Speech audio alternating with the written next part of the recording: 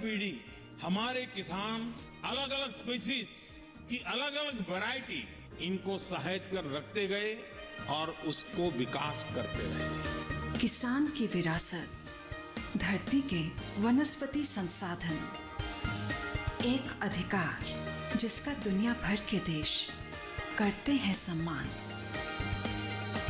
आज भारत उन अधिकारों को दे रहा है नए मुकाम, ताकि और बढ़े किसानों की वंशागत किस्मों की पहचान का अभियान।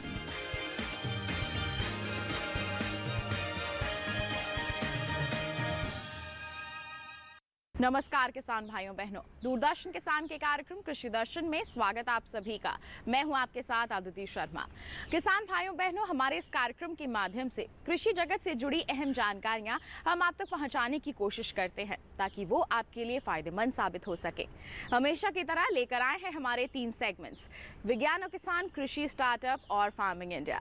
और इन तीनों सेगमेंट्स के जरिए बताएंगे हम आपको बेबी कॉर्न की खेती के बारे में, मिलवाएंगे उत्तर प्रदेश के सफल किसान राजपाल सिंह से, और फिर सरकारी योजनाओं की जानकारियां भी आप तक पहुंचाई जाएंगी। तो फिर आइए आज के अंक की शुरुआत करते हैं। आइए किसान भाइयों बहनों, सबसे पहले दिखाते हैं आपको हमारा पहला सेगमेंट, विज्ञान और किसान।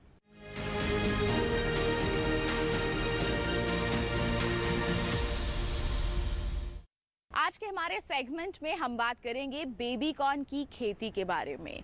बेबी कॉर्न मक्का की कोई किस्म नहीं है, बल्कि एक अवस्था होती है। जी हाँ, बेबी कॉर्न की अगर हम बात करें तो बाजार में इसकी मांग काफ़ी अच्छी बनी रहती है। ऐसे में अगर हमारे किसान यानी कि आप लोग इसकी खेती को अपनाते हैं तो आपको आर्थिक रूप से काफ़ी लाभ मिल सकता है। तो किस तरह से आपको तैयारियां करनी है बेबी कॉर्न की खेती करने के लिए, आइए आपको बताते हैं।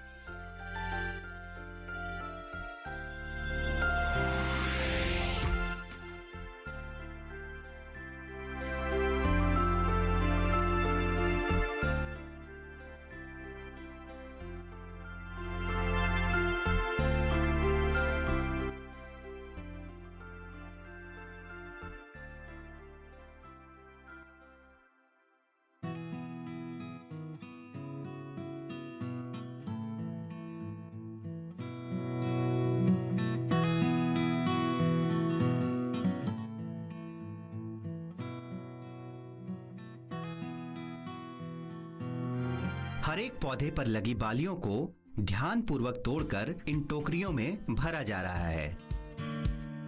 बेबी कॉर्न की उपज इसके किस्मों की क्षमता एवं मौसम पर निर्भर करती है।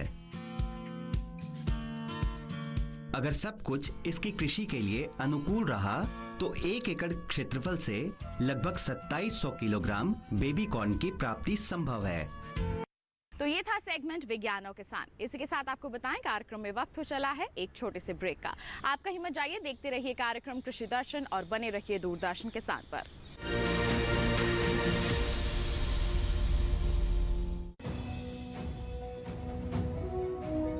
भारत सरकार का हर प्रयास किसानों को दे रहा है एक नई आस। देश के किसानों की खुशहाली और उन्हें आत्मनिर्भर बनाने के लिए भारत सरकार समर्पित है। प्रधानमंत्री श्री नरेंद्र मोदी जी के नेतृत्व में कृषि क्षेत्र में किए गए निरंतर प्रयासों के फलस्वरूप देश खाद्यान्न व बागवानी के क्षेत्र में आत्मनिर्भर हो चुका है और देश में दलहन का उत्पादन भी बढ़ा है। इसी तरह भारत सरकार ने खाद्य तेलों के उत्पादन को बढ़ाने के भी अनेक प्रयास किए हैं। इसी क्रम को आगे बढ़ाते हुए माननीय प्रधानमंत्री श्री नरेंद्र मोदी जी के नेतृत्व में भारत सरकार ने दूरदर्शी निर्णय लेते हुए राष्ट्रीय खाद्य तेल मिशन ऑयल पाम की शुरुआत की है। इस मिशन से देश भर के किसानों को बहुत लाभ मिलेगा। कृषि के पूंजी निवेश में वृद्धि होगी, खाद्य तेल आयात पर देश की निर्भरता कम होगी और रोजगार के नए अवसर पैदा होंगे। खाने के तेल में आत्मनिर्भरता के लिए अब राष्ट्रीय खाद्य तेल मिशन ऑयल पाम का संकल्प लिया गया है। इससे किसानों को तो सीधा लाभ होगा ही, गरीब और मध्यम वर्ग के परिवारों को सस्ता और अच्छी क्वालिटी का तेल भी मिलेगा। यही नहीं, ये मिशन बड़े स्तर पर रोजगार का निर्माण करेगा। इस मिशन के अंतर्गत ऑयल पाम का रकबा और पैदावार बढ़ाने पर जोर देने के लिए सरकार ने 11,000 करोड़ रुपए से अधिक की सहायता राशि निर्धारित की है। मिशन के तहत सरकार ने ऑयल पाम की खेती के लिए रोपण आदि की सहायता में बढ़ोतरी करते हुए पहले मिलने वाले 12,000 रुपए प्रति हेक्टेयर को बढ़ाकर 29,000 रुपए प्रति हेक्टेयर तक कर दिया है। ऑयल पाम के पुराने बागों के पुनरुद्धार के लिए 250 रुपए प्रति पौधा के हिसाब से विशेष सहायता दी जा रही है। पौधारोपण सामग्री की कमी दूर करने और बीजों की पैदावार करने वाले बागों को भी सहायता दी जाएगी। इसके तहत 15 हेक्टेयर ऑयल पाम उद्यान के लिए 80 लाख रुपए तक की सहायता राशि दी जाएगी। इसके अलावा नर्सरी विकास के लिए 40 लाख रुपए तक तय किए गए हैं।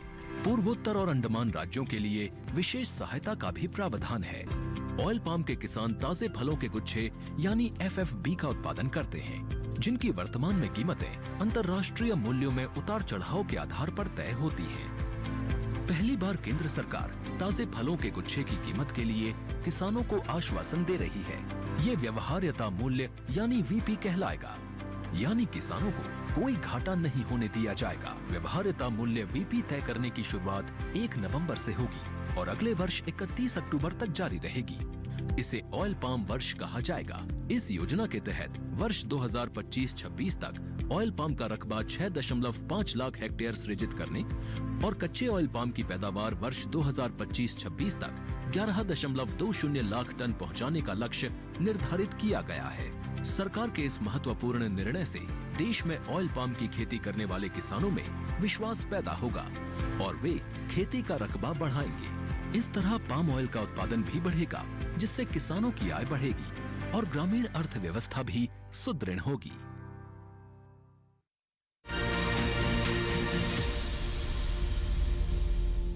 ब्रेक के बाद दूरदर्शन किसान के कार्यक्रम कृषि दर्शन में आप सभी का फिर से स्वागत। आइए अब आपको दिखाते हैं सेगमेंट कृषि स्टार्टअप।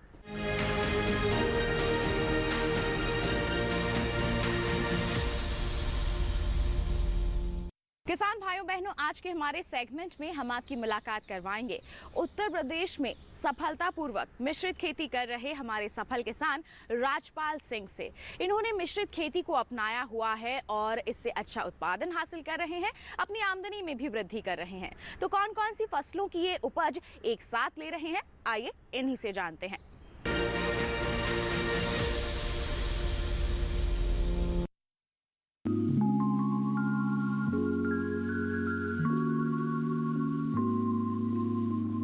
राजपाल सिंह जगहैता गांव गुर्जर के रहने वाले एक सफल किसान हैं। इनका जन्म बड़े ही साधारण से परिवार में हुआ था। बड़े होने के साथ साथ इन्होंने अपने परिवार से खेती बाड़ी करनी सीखी। शुरुआत में इनके खेत छोटे छोटे टुकड़ों में बिखरे हुए थे और ऊबड़ खाबड़ थे। ना तो खेत में सिंचाई की व्यवस्था थी और ना ही कोई अन्य सुविधाएं। ऐसे हालात में खेती कर उपज हासिल कर पाना बहुत ही मुश्किल था। बचपन में पढ़ाई के साथ साथ खेतों के कामों में परिवार का हाथ भी बटाते थे। पढ़ाई के साथ साथ पिता के गुजर जाने के बाद इन्होंने खेती के सारे काम को अपने जिम्मे ले लिया और खेती को ही अपनी आजीविका का साधन बनाया। शुरुआत में खेती करते हुए इन्हें कई दिक्कतों का सामना करना पड़ा, लेकिन इन्होंने हार न मानी। बाद में कृषि विज्ञान केंद्र सहारनपुर उत्तर प्रदेश से जुड़कर और यहाँ के वैज्ञानिकों के संपर्क में आकर राजपाल सिंह को खेती की नई दिशा मिली। इन्होंने अपने हाथ से एक छोटा कल्टीवेटर बनाया, जिसका उपयोग कर खेतों में वे अपना काम बड़े ही कम समय में करने लगे। इस सफलता से प्रेरित होकर राजपाल सिंह ने कल्टीवेटर के अलावे कई अन्य आविष्कार भी किए। ये ऐसे आविष्कार थे जिसके बदौलत राजपाल सिंह के साथ साथ अन्य किसानों की जिंदगी को बेहतर बनाना शुरू कर दिया। इन्होंने अपनी कामयाबी का श्रेय कृषि विज्ञान केंद्र, भारतीय कृषि अनुसंधान परिषद को दिया।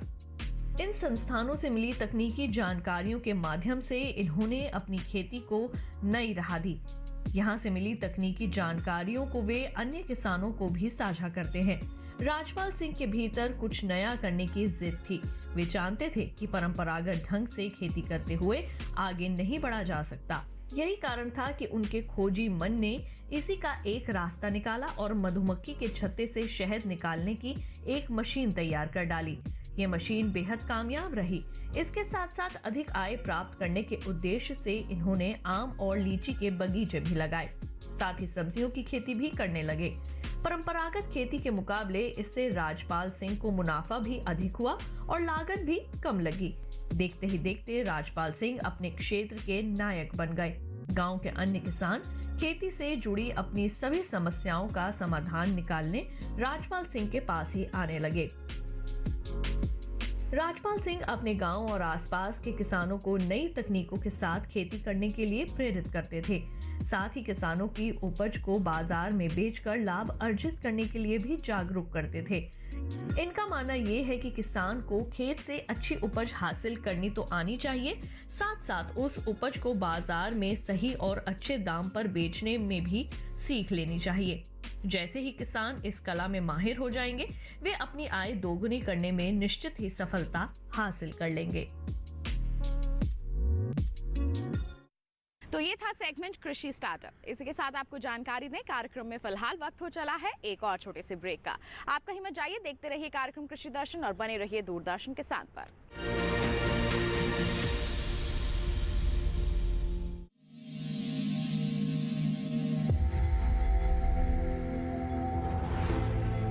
आत्मनिर्भर किसान भारत की शान। उत्पादन में आत्मनिर्भर होने के साथ साथ फसल की कटाई के उपरांत उपज की हानि को रोकने, ग्रामीण क्षेत्रों में रोजगार सृजन करने और बीज से बाजार तक के विजन को मजबूती देने के उद्देश्य से 1 वर्ष पूर्व माननीय प्रधानमंत्री श्री नरेंद्र मोदी जी ने एक महत्वाकांक्षी केंद्रीय योजना एग्रीकल्चर इंफ्रास्ट्रक्चर फंड की शुरुआत की। इस आधुनिक इंफ्रास्ट्रक्चर से कृषि आधारित उद्योग लगाने में एक बहुत बड़ा बदलाव आएगा और बहुत बड़ी गति आएगी। साथियों, अब हम उस स्थिति की तरफ बढ़ रहे हैं जहां गांव के कृषि उद्योगों से फूड आधारित उत्पाद शहर जाएंगे और यही तो आत्मनिर्भर भारत अभियान का संकल्प है। एग्रीकल्चर इंफ्रास्ट्रक्चर फंड से पात्र लाभार्थी गोदामों का निर्माण कर सकते हैं, छटाई या ग्रेडिंग इकाई, पैकिंग हाउस, सप्लाई चेन और कोल्ड चेन जैसी सुविधाएं या फिर प्राथमिक कृषि प्रसंस्करण केंद्र की स्थापना कर सकते हैं। इस योजना के तहत पात्र लाभार्थियों को 2 करोड़ रुपए तक के ऋण पर अधिकतम 7 वर्ष के लिए ब्याज में 3% तक की छूट दी जा रही है। ऋण पुनर्भुगतान के लिए 6 महीने से 2 वर्ष तक मोरेटोरियम की सुविधा भी उपलब्ध है। इस योजना ने अब तक सफलता की कई मिसालें कायम की हैं, जैसे कि मध्य प्रदेश के लाभार्थी श्री विपिन त्रिपाठी ने एग्रीकल्चर वेस्ट से बायोफ्यूल बनाने का इनोवेटिव प्राइमरी प्रोसेसिंग सेंटर लगाया है।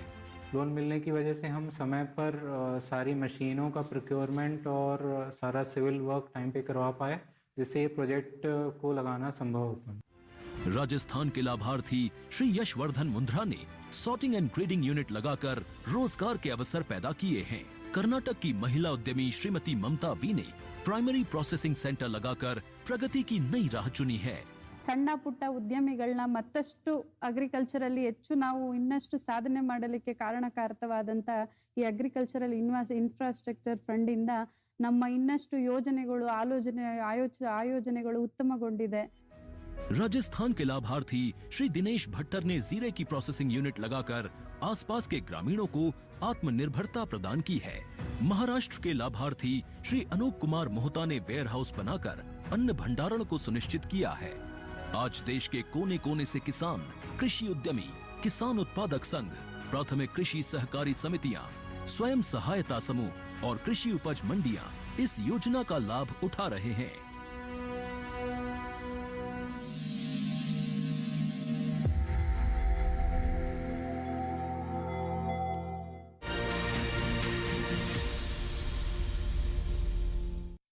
ब्रेक के बाद दूरदर्शन किसान के कार्यक्रम कृषि दर्शन में आप सभी का फिर से स्वागत। किसान भाइयों बहनों, अब बारी है फार्मिंग इंडिया सेगमेंट पर नजर डालने की।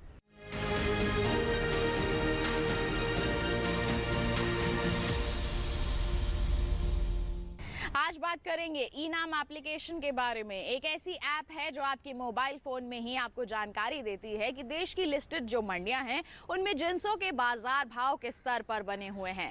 आप बिकवाली भी कर सकते हैं इस ऐप के माध्यम से और यहाँ तक कि आप खरीदारी भी कर सकते हैं। बस करवाना होता है आपको इसमें रजिस्ट्रेशन। तो क्या है पंजीकरण की पूरी प्रक्रिया, आइए आपको बताएं।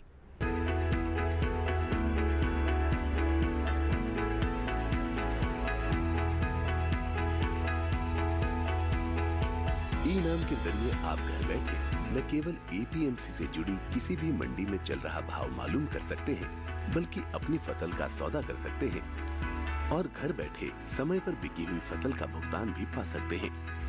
ई-नाम दरअसल कोई समानांतर मार्केटिंग संरचना नहीं है, बल्कि ये मंडियों का ही राष्ट्रीय नेटवर्क बनाने का एक साधन है, जिसे ऑनलाइन एक्सेस किया जा सकता है। पुरानी मंडी व्यवस्था में किसान सिर्फ मंडी में ही फसल बेच सकता था, लेकिन ई-नाम के माध्यम से वो मंडी के बाहर भी फसल बेचने के लिए आजाद है। ई-नाम मुख्य रूप से एक राष्ट्र एक बाजार की अवधारणा पर आधारित है। इसे कृषि और किसान कल्याण मंत्रालय के जरिए एक निवेश के साथ बनाया गया है और इसके लिए विकसित सॉफ्टवेयर सभी मंडियों के लिए उपलब्ध है। ऐसी मंडियां जो राज्य मंडी अधिनियम के नियमों के अनुरूप राष्ट्रीय नेटवर्क में शामिल होने के लिए सहमत हो। अगर किसी किसान को स्थानीय मंडी में बेहतर भाव नहीं मिल रहे हैं, तो वो दूसरी मंडी का रुख कर सकता है। यहाँ तक कि वो अपने राज्य के बाहर भी फसल बेच सकता है। शुरुआत में सिर्फ 21 मंडियों को ही इसमें शामिल किया गया था और सिर्फ चुनिंदा फसलों की ही बिक्री होती थी। लेकिन आज 18 राज्यों और 3 केंद्र शासित प्रदेशों की 1000 मंडियां इसमें शामिल हो चुकी हैं, जहां 175 फसलों को खरीदा और बेचा जा सकता है। 31 जनवरी तक के आंकड़े बताते हैं कि इनाम पर 1,72,70,000 किसान, 2,13,844 व्यापारी, 1,02,068 कमीशन एजेंट और 2,050 FPO जुड़े हैं। किसानों के लिए इनाम पर मुख्य रूप से 4 फायदे हैं। पहला, इस पोर्टल पर कारोबार में पारदर्शिता दिखाई देती है और किसानों को बेहतर भाव की संभावना बढ़ती है। पारदर्शिता का मतलब ये हुआ कि किसानों के साथ धोखाधड़ी की संभावना कम हो जाती है। दूसरा फायदा ये है कि अन्नदाता की पहुंच ज्यादा मंडियों और व्यापारियों तक सीधे हो गई है। तीसरे, मंडियों में आवक और भाव की तुरंत जानकारी मिल जाती है। और चौथा, भुगतान बहुत जल्दी हो जाता है और पैसा सीधे किसान के खाते में जाता है। तो अगर आप भी सुविधा का फायदा उठाना चाहते हैं तो ई-नाम पर रजिस्ट्रेशन कराना होगा। रजिस्ट्रेशन की कोई फीस नहीं है। अनंत असीम प्रकृति और उसमें निहित जीवन के रहस्यों के गूढ़ स्रोत, प्लांट जेनेटिक रिसोर्स। अपनी बायोडायवर्सिटी के संरक्षण और संवर्धन के लिए भारत पूरी तरह संवेदनशील है। वैज्ञानिक दृष्टि और समृद्ध कृषि परंपरा के साथ भारत जैविक विविधता के संरक्षण के लिए प्रतिबद्ध है।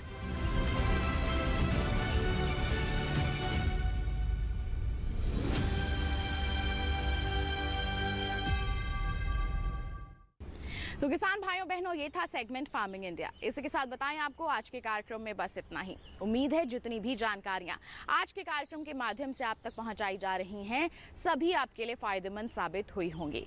साथ ही आपको बता दें, आप हमारा ये कार्यक्रम दोबारा देख सकते हैं। आपको रुख करना होगा हमारे YouTube चैनल का। टीवी स्क्रीन पर दिखाए जा रहे इस QR कोड को स्कैन कीजिए, सीधा पहुंचेंगे हमारे YouTube चैनल पर। साथ ही आप हमें ईमेल कर सकते हैं। ईमेल ID है krishidarshandddk@gmail.com। आप हमें पत्र भी लिख सकते हैं। पता है हमारा कृषि दर्शन, कमरा नंबर 58, CPC दूरदर्शन, खेलगांव, नई दिल्ली 110049। तो इसी के साथ आज के लिए बस इतना ही। अगले अंक में फिर होंगे हाजिर। तब तक के लिए दीजिए इजाजत, लेकिन आप बने रहिए दूरदर्शन किसान पर। नमस्कार।